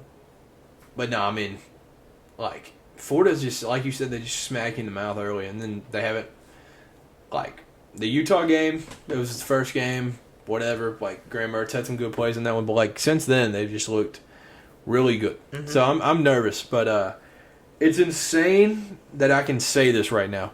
This can make it 3 straight wins against Florida if we were to come out with a win this week. And to think that we hadn't beat them since '86 until 2018, or was it 76? Or no, 76 I think was. I don't even know. It was 31 years. But 31 years without a win. I was 16 years old before we had our first win against them, and we have a chance to win 3 straight. And it would make it 4 of the last 6 that we've won. It's just nuts. I like, you don't want to pick it as a Kentucky fan because you never just pick us to beat Florida because we just don't. But, I mean, it'd be so wild. I'm excited for it. Noon kickoff. So, I mean, road teams wish for a noon kickoff because the crowd's not as rowdy. But, well, now that alcohol is legal at Kroger Field, Mark Stoops had an interview, I think yesterday, maybe the day before, where they said, "Are you worried about like the crowd for the noon kickoff?" And he said, "No, I trust the state of Kentucky to get up and pound some beers." So nice, yeah. So Stoops gets it. But yeah, no, I hope the crowd is electric. And we're doing the we did it 2 years ago when we played them at home, where we split the crowd half blue, half white. So I'm excited for it. But the Vols have a chance to lick back. Yeah. And y'all played good. We talked about it. Yeah, well, we looked like the Vols, how we should look. We won 45-14 against UTSA. Yeah, Joe Milton, probably one of the biggest plays of the game. Yeah. Early, too. He heard what you said on the podcast last week. Yeah, made me eat my words. Joe Milton, 81-yard rushing touchdown. The famous quote. Yeah, no, I don't even know who that announcer is, but he said it's like a water buffalo outrunning wolves. Yeah. That'll live on for history, like forever. I've never heard that one, but yeah, no, it's new. It makes sense. Joe Milton, he's like 6'5", 230 something. Like he's just big, and he was cooking down the sideline. But yeah, that's like the longest run back quarterback it's either ever in a really, really long time for the Vols. So that was cool. Dylan Sampson, our running back. So we got Jabari Small that I've talked about before on the podcast, and Dylan Sampson. This game, Dylan Sampson, he just looked electric. Like the way he was just like getting through the holes and like just his explosiveness was awesome. So that gets me pretty hyped for that. Yeah. And so we're still doing the rotation thing. We looked good. So now for the good stuff. This week we play South Carolina, and we announced we're bringing back the dark mode. So black helmets, black jersey, black pants, black cleats. Yeah, that's tough. Sick. Dude, this game's so underrated. It's so underrated. Like all these games that people are talking about outside of this, 7:30 in Knoxville, Tennessee is the place to be. The way Spencer Rattler's playing though right now kind of makes me nervous. Yeah. But hey, defense has got to show out, man. Defense has got to show out. Yeah, no, he is playing insanely nice. So it's definitely something. But I don't know. I like the Vols in this one. Yeah, I will say. Hey. I'm excited for it though, dude. I can't wait for this one. Yeah. I don't even want to say it, but if Tennessee drops this game, say if, you think they start going to Nico? You think we start going to Nico? Or do we keep Joe Milton in there? Because that'd be a loss to Florida. It'd be back-to-back losses. 2 SEC losses. Okay, wait. I was looking for this. It depends on how the offense plays. Okay, I was looking for this. Juice Wells is out this weekend for South Carolina, so their number one target is out. Okay. Okay, so that's good for you all. Not obviously not good for him, but I don't know. I guess obviously the cliche answer is like if it is on Joe, like if the game loss is on Joe, then yeah. But I can't just say if we lose, like just take Joe out because yeah, because if it's just like 71-70 final, it's like all right, well, there might not be an issue with the offense, but yeah, true. I don't know. I mean, I guess like. Yeah, I think this is a great test though, because like the Florida game, like it's the first SEC game. A lot can happen. Like, sure, it's a weird thing, but I think like getting his feet wet. Like he's already like Joe's played a couple good teams now, and like we're gonna see what this year's Tennessee team is and what Joe is. What they really are. Because I think last year was when. Y'all went to LSU like week 4, week 5, somewhere around there last year, right? Because that was the game where I really noticed what Tennessee was. Yeah. And so I think that's kind of what this game is for this season. Should be, yeah. Like it's the momentum shifter. Like what is this year going to consist of for the ball? So that's what I think this week is. The dark mode. I'm excited, man. I can't wait. Man. Like, I'm just grinning thinking about it. I'm ready. I'm ready to tune in. Beat the Beamer Bowl. I wish I was going. I was trying to get tickets to make it down there, but it's not looking good for me to make it there. Yeah, no, I was hoping. I mean, is this game sold out? It should be. Yeah. Okay. No, all of our games have sold out. Or all of our home games. Yeah, this needs to be because Lickback they hurt Hendon. Like it's simple as that. Yeah, it's more than just like. Yeah, this game's just huge. Yeah, dude, I'm so excited. We've been talking about this one since y'all had the schedule release. You circled that one. You're like, all right, that's the one. Yeah. Look back. I'm excited. I'm just so thrilled to watch this game. Yeah, they had an idea of doing. You know how we checkerboard white and orange. They were gonna do black and orange. I remember you had brought that up. I think because y'all wore the black against us last year, and you talked about that. That should happen. They should do that. That'd be so sick. Gosh, that would rock. Under the lights, too. Yeah. Nah, dude, I think, like, I ain't even going to, I don't want to say it, just like, all right, I'm knocking on wood, because I don't want to jinx it for you all, but, like, I think there's a chance y'all just beat the brakes off of them. I'd love it. Like, just dominate. Because, we would definitely run up the score, for sure, because of what happened last year. Yeah. Yeah, I could see a world where y'all just beat the brakes off. But I know Spencer Rattler's going to do something stupid. Like, he's just going to try to go off. Yeah, he could. And he probably will. He'll probably have a good game. You think if he goes off and, flexes or something, you think he'll become, one of your most hated players ever? Oh, yeah. If he's, carrying on like he did last year, yeah, for sure. He'll go down as one of the most hated opposing quarterbacks in the SEC. Yeah, for sure. Dude. No doubt. Yeah, he was feeling himself last year. Yeah, dude, this game, because losing to Florida and Florida, it happens. But I just think in Neyland, got to get it done. And y'all still have the home winning streak right now, so we do. Y'all got to keep that going. I'm excited for this one. This will be a fun game. 7:30, man. Yeah. So some stocks of the week. So this was where, we're gonna talk non-football for bless you, bless you. Thank you. Half a second. We're gonna talk about non-football. So stocks of the week. I am buying stock in the Raptors. The Raptors have now taken the lead as the front runners for none other than Dame Dollar. So Damian Lillard, possibly a Raptor. It's weird because when he released his trade request. Oh, I thought you were about to sneeze again. I thought I was too. When he had his trade request, he said, "I want to go to the Heat. Only the Heat.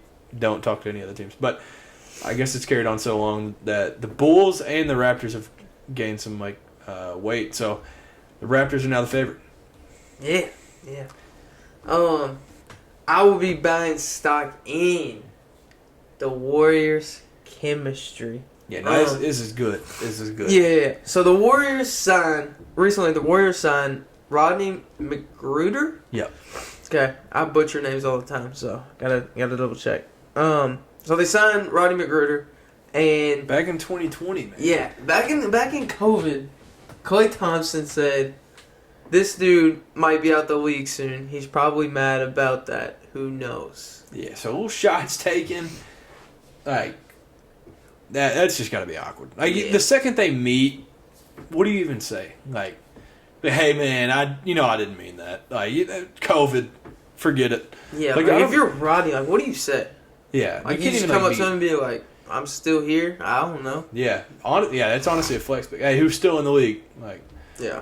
but, I don't know. Yeah, Clay will probably just, like, hold up 4 rings. The ring flex. Yeah. So I'll be selling stock in. This is what happens when we try to carry off of football and sports. I try to find something non-sports. It's still connected to sports, but selling stock in Adrian Peterson's body. I'm just gonna put it that way. Dude played 15 years in the NFL, banged up a little bit. He's now on Dancing with the Stars, and he might feel more pain and just cramps in this than he ever did in the NFL. So he might just be like, "Dang, the NFL was easy. Dancing sucks." But yeah, no, I mean, Dancing with the Stars, they always have that one like football legend. They do. They always have like a famous athlete. Yeah, and I mean, like, Mom, she used to watch it, and I'd be locked in for that one dance. Just Terrell Owens just cutting a rug. Yep. So, like, yeah, Adrian Peterson on Dancing with the Stars is Yeah, lit. T.O. was probably like the first one I like knew that was on that show. Ocho Cinco, did he go? I feel like Maybe. I don't know. I just remember T.O. Yeah, they always just have, like, one star, though. Yeah. But, Yeah. yeah, dude, it rocks.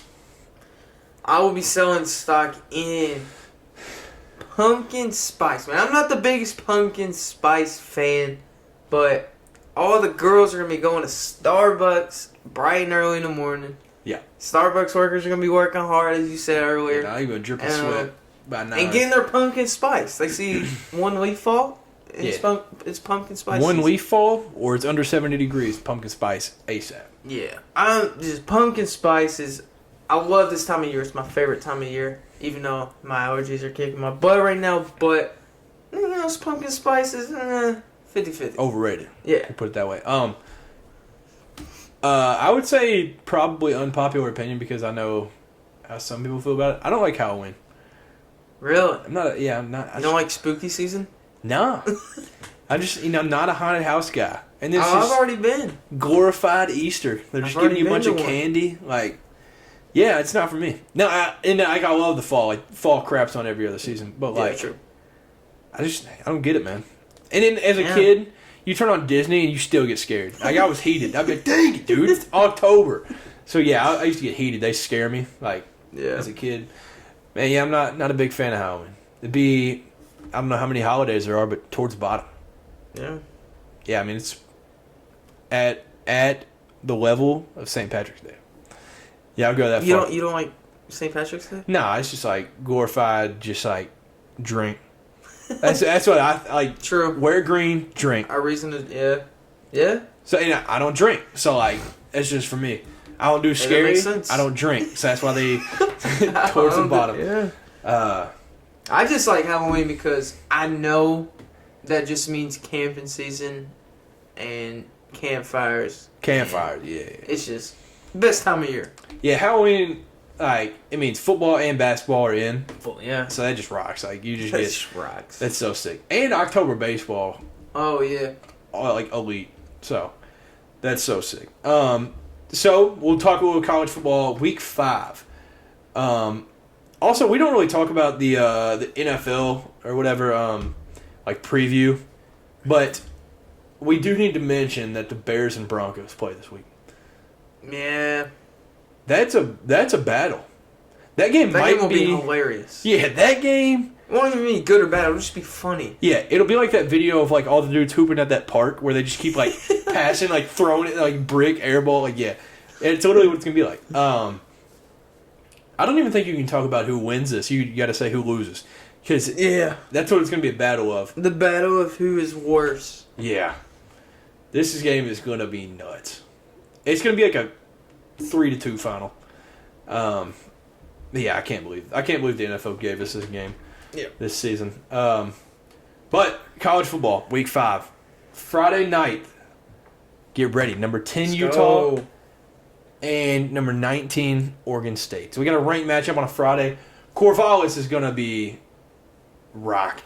Oregon State, they're going to be turned. You know, end of the week, Friday night, got the whole weekend of college football ahead of you.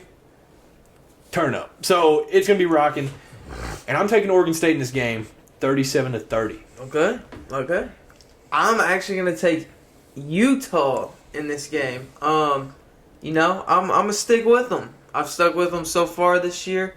Done you well. Yeah, playing great ball. I think they keep it rolling. 38-21, Utah.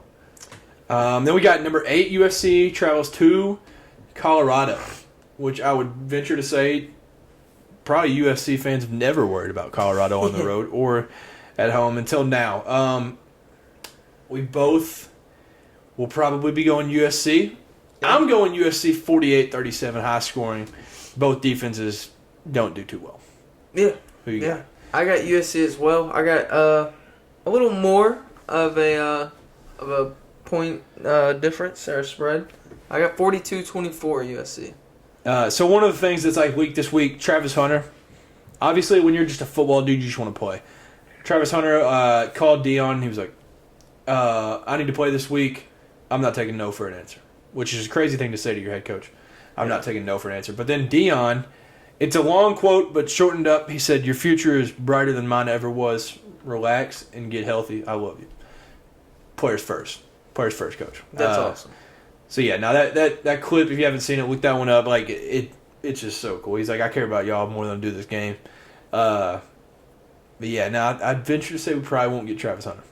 I guess it's still up in the air because, like, I guess he could get healthy and get cleared. But, like, yeah, I would say for his health, sit another week at least. Like, that's crazy that Dion said that. Yeah. If he said your future is brighter than his, yeah, no, that's nuts.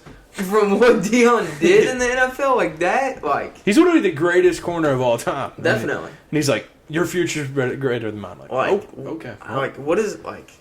I don't even know what that is. Yeah, what even is a brighter future than that? I don't.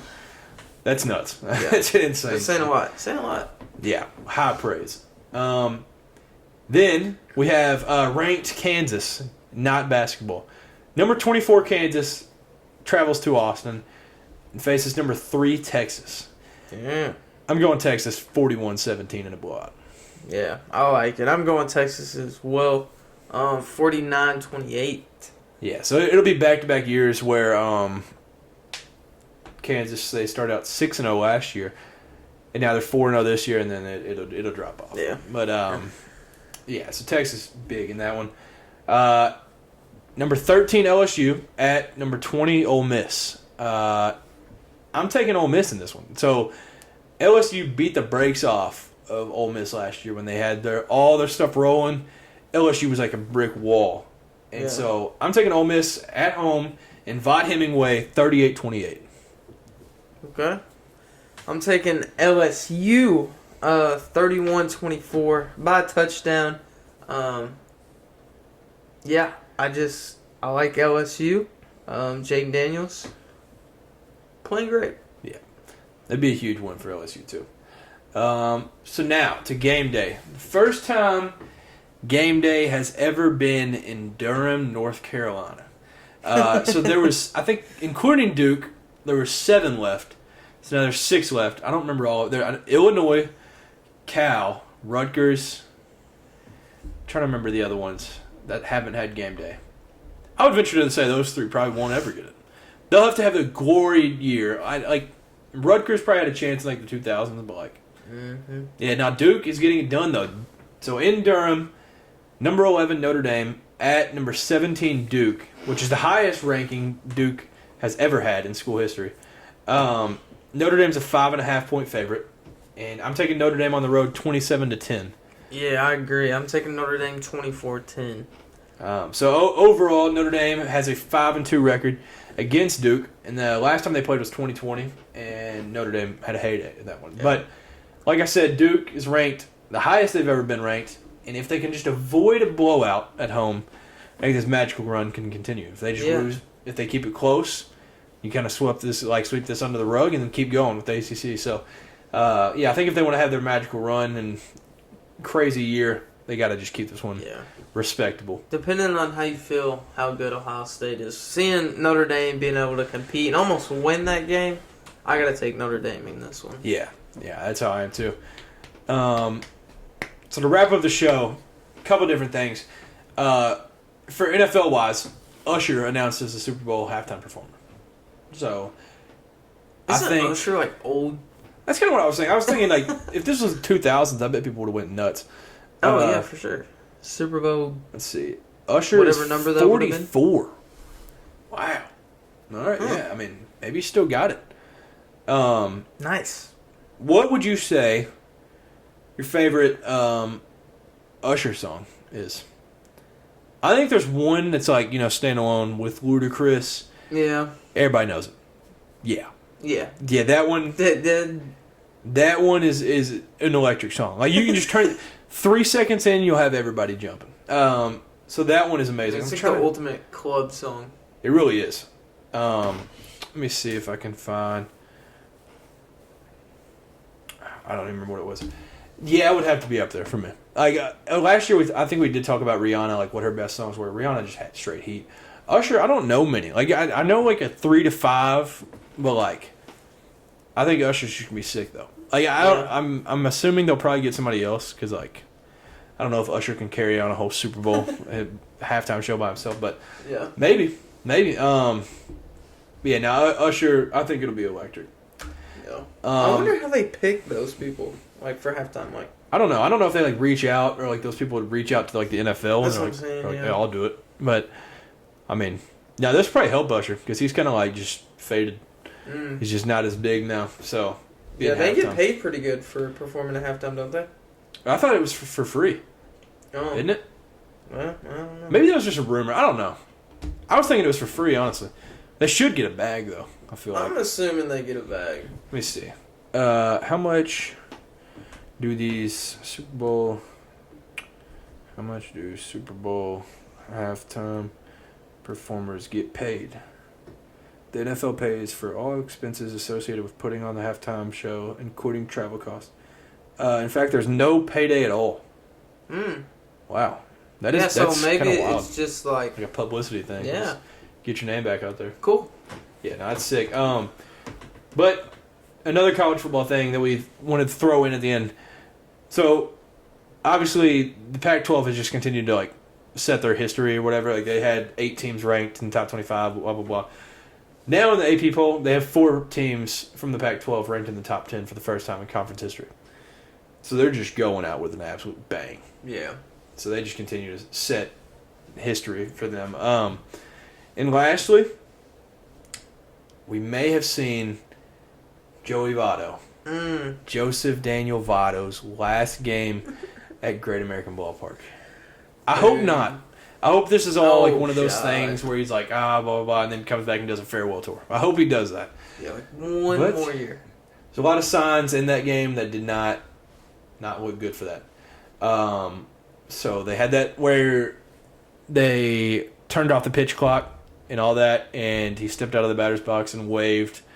And he's a guy that hates to get out of his routine, but he waved. We got emotional. The crowd, that was sad. Yeah. And then after every inning, they took first base. They took it and put a new one in. So I'm assuming that's something to put that in the Hall of Fame, put it somewhere. And then his walk-up song was the walk-up song that he had his rookie year. He chose that for this game. So, yeah, no, it was sad. It was. That dude has been a Red for as long as we can remember. Yeah, that was that was very sad. Joey Votto, man, he's just unreal. He who bangs. Yeah, Votto still bangs. So, my question to you. I know where I have him ranked personally. Where do you don't have to name everybody around him. Where do you think Joey Votto would be in Reds history ranking-wise? Because obviously... He's up there. To me, 3. I think you can argue 2. If you're looking overall, home runs, he is second behind Johnny Bench. Mm-hmm. If you look at RBIs, he is third.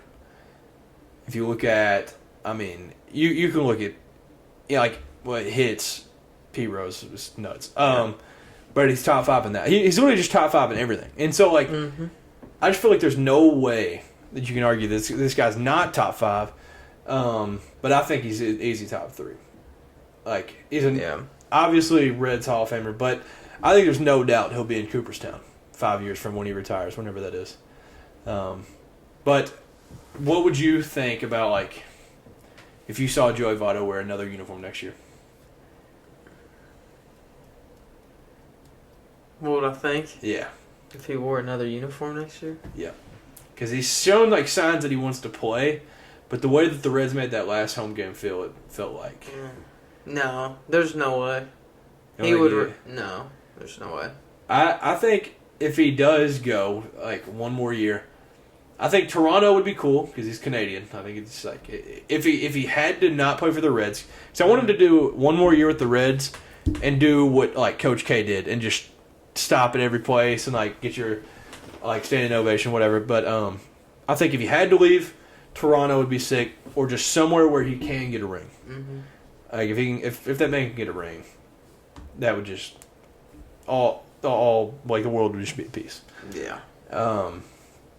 But no, yeah, I mean it's that dude Joey Votto has been 17 years, I think, with the Reds.